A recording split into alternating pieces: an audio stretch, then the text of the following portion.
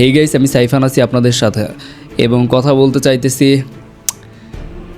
কথা বলার আসলে রুচি নাই, মানে আমি খুবই আসলে আপসেট। আমার মতো আসলে অনেক ক্রিয়েটারই আপসেট এবং অনেক সাকিবিয়ানরা এটা দেখে আপসেট হয়েছে।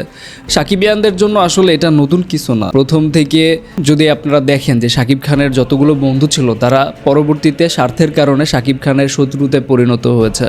সেটা যদি আপনি দেখেন, প্রথম থেকে দেখেন, জাজ মাল্টিমিডিয়া তার সাথে বন্ধুত্ব সম্পর্ক, শিকারি সিনেমা করার পরে শাকিব খান যখন তাদের বলয়ে আর থাকলো না, তখন জাজের চোখে, আজিজের চোখে শাকিব খান খারাপ হয়ে গেল, বন্ধু থেকে শত্রুতে পরিণত হলো। শিকারি সিনেমার পর থেকে শাকিব খানের দুর্নাম গীবত গাইতে গাইতে গাইতে আজিজ এই পর্যন্ত আসছে।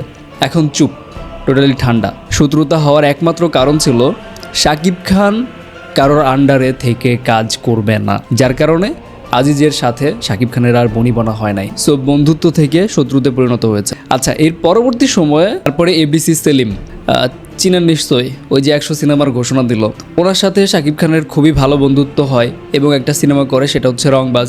ওই শিকারির পরে তো রংবাজ সিনেমা করার পরে যখন শাকিব খান আর তার বলয়ে থাকলো না, মানে সবাই শাকিব খানকে ডোমিনেট করতে চায়, বাট শাকিব খান মালটা এমনই যে তাকে কেউ ডোমিনেট করে রাখতে পারে না। তো যখন রাখতে পারে না, কন্ট্রোলের মধ্যে শাকিব খানকে যখন রাখা যায় না, তখন তার সাথে আর যোগাযোগ করতে পারে না।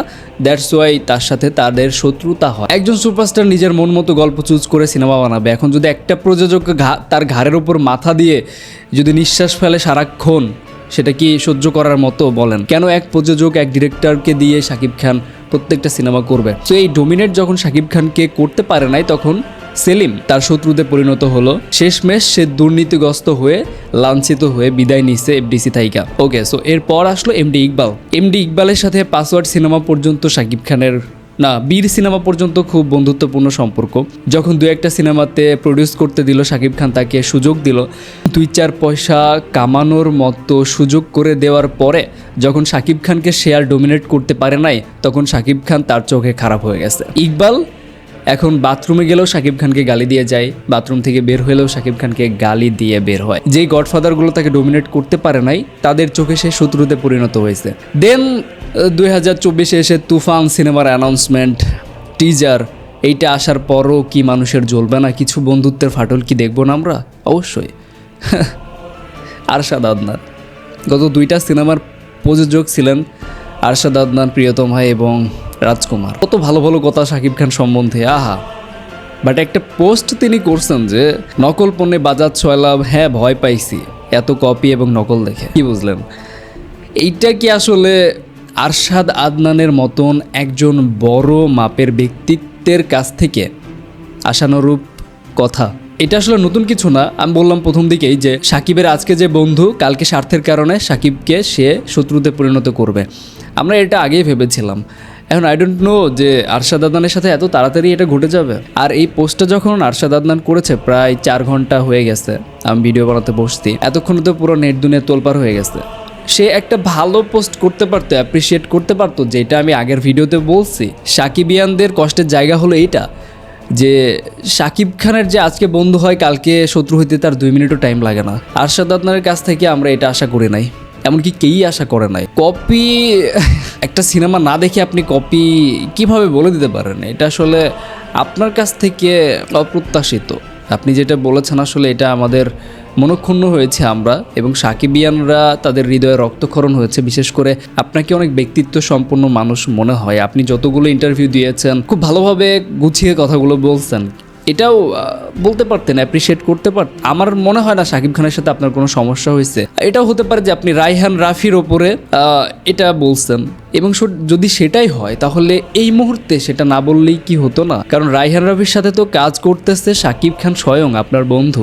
আপনি তাহলে আপনার বন্ধুকে ব্যঙ্গ করলেন এটা বলে। এখানে রায়হান রাফির গায়ে যা লাগবে না, এটা গিয়ে লাগবে ডিরেক্টলি শাকিব খানের গায়ে। আমি আসলে এখনো বিশ্বাস করতে পারতেছি না যে আপনার কাছ থেকে এইরকম একটা কথা, এরকম একটা পোস্ট আমরা দেখব। এটা আসলে আপনার কাছ থেকে কিভাবে আমরা মেনে নিব বলেন? আপনার মতো বন্ধু প্রডিউসার একজন শাকিব খান, কি আপনি তো জানেন, অন্তত শাকিব খানের মুখের দিকে চেয়ে অন্তত তাকে অ্যাপ্রিসিয়েট করতে পারতেন। এই টিজারের মধ্যে শাকিবের যে অ্যাটিটিউড, অ্যাক্টিং, জাস্ট ট্রিমেন্ডাস। আপনি এটাকে অ্যাপ্রিসিয়েট করতে পারতেন। সাকিবিয়ানরা এটা দেখতে দেখতে অতিষ্ঠ যে আজকের বন্ধু কালকের শত্রু, তাই বলে এত তাড়াতাড়ি আশা করি না আরশাদ আদনান সাহেব। শাকিব খান এই ছোট্ট জীবন আসলে আর কয়জনরে খুশি রাখবে বলেন? মেয়ে মানুষ তো আর না যে খুশি রাখতে পারবে, ঠিক না? শাকিব খানকে ডোমিনেট করার জন্য কত মানুষ, একজন সুপারস্টারকে কখনো ডোমিনেট করা যায় না। যদি ডোমিনেট করা যেতই তাহলে আজকে সে মেগাস্টারে পরিণত হইতো না। সুরঙ্গ সময়ের যেই রায়হান রাফি, যেই চরকি গালিগালাজ করছে, আজকে তারাই মাথা নত করে শাকিব খানের পায়ের কাছে আইসা সেই সিনেমাতে নিতে বাধ্য হয়েছে। এটা আপনিও জানেন, এটা সবাই জানেন। আপনি শাকিব খানের এত কাছে থেকেও যদি এরকম পোস্ট, এরকম কথা আপনার থেকে আমরা পাই, তাহলে বন্ধুত্বটার আসল মিনিংটা কোথায়? এখানে আসলে কি বলবো, যা বলার সাকিবিয়ানরা কমেন্টে বলবে। সবাই আসলে স্বার্থের পাগল এই সিনেমা ইন্ডাস্ট্রিতে। সাকিবিয়ানরা একমাত্র যারা সাকিবের সাথে প্রথম থেকে 2024 সাল পর্যন্ত স্ট্যান্ড বাই আসছে, তারা ফাইট করছে, তারা সিনেমা হলে গিয়ে সাকিবের সিনেমা দেখে তার স্টারডম বাঁচাইছে।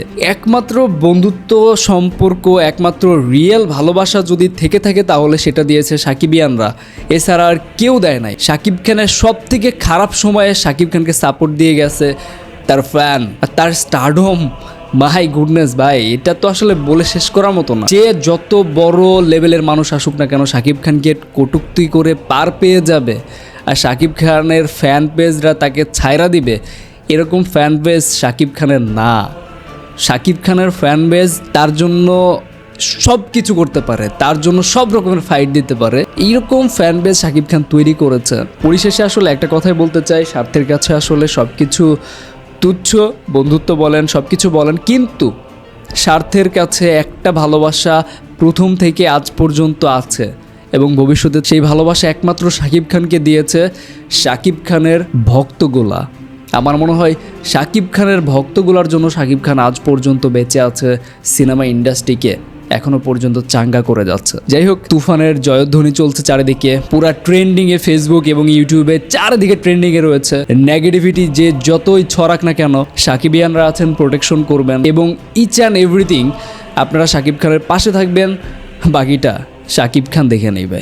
এই সমস্ত কোনো কিছু দিয়ে সাকিব খানকে ডোমিনেট করা যাবে না, তার স্টারডমকে কখনোই দাবানো যাবে না। সাকিবিয়ানদের মতো ফ্যান বেস তার আছে স্ট্যান্ড বাই। এই ভালোবাসা চলবে সূর্য যত দিন জ্বলবে, এ ভালোবাসা চলবে সূর্য যত দিন জ্বলবে।